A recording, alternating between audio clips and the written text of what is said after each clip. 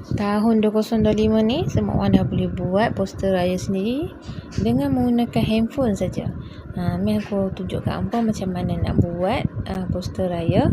Dekat Canva ni hangpa pilih yang custom size, letak 1080 dengan 1350. Aku nak buat poster color coklat. So dekat elements just search brown background. Okay, so aku pilih yang brown ada hitam-hitam sikit ni. Lepas tu kita set dia as image background.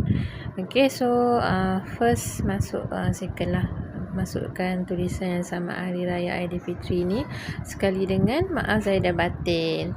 So yang awal-awal ni untuk tulisan aku nak biar dia plain macam tu dulu, nanti baru kita pilih dia punya font yang sesuai lah.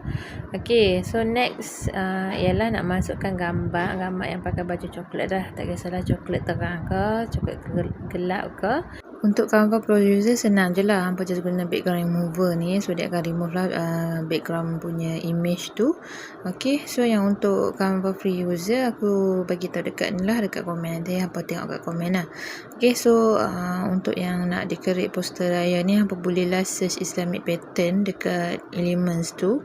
Okay, so bolehlah nak letak apa-apa, macam aku pilih yang ni lah, yang lantern tu. Lepas tu yang masjid ni aku nak buat as background dekat belakang gambar tu lah, gambar orang tu.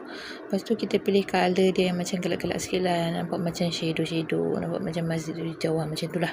Okay, so now kita go back to part yang tulisan ni, nak tukar font dia. Okay, so first aku memang akan tukar tulisan Aidilfitri dulu, nanti barulah nak match yang hardline tu. So kita guna effect outline, nak bagi dia nampak menonjol sikit. Lepas tu aku tukar yang sama Hari Raya dengan maaf zahir batin tu, tulisan yang lain lah. Next kita letaklah ucapan-ucapan raya. Macam aku letak ni pantun. Bolehlah letak ikhlas daripada siapa punya poster ni lah. Aku nak buang yang lampu lilap tu, lepas tu aku nak tambah ni lah, nampak bintang-bintang sikit dekat belakang tu, biar dia nampak macam langit malam macam tu lah. So yang untuk bintang-bintang ni sebab dia ada colour warna-warni kan, tak mau terang sangat, nak dia nampak macam malap-malap je. Dan set dah kita punya poster raya. Okay, khas untuk apa yang tak reti nak design ataupun tak ada masa nak design, aku dah siapkan 40 template poster raya Aidilfitri ni.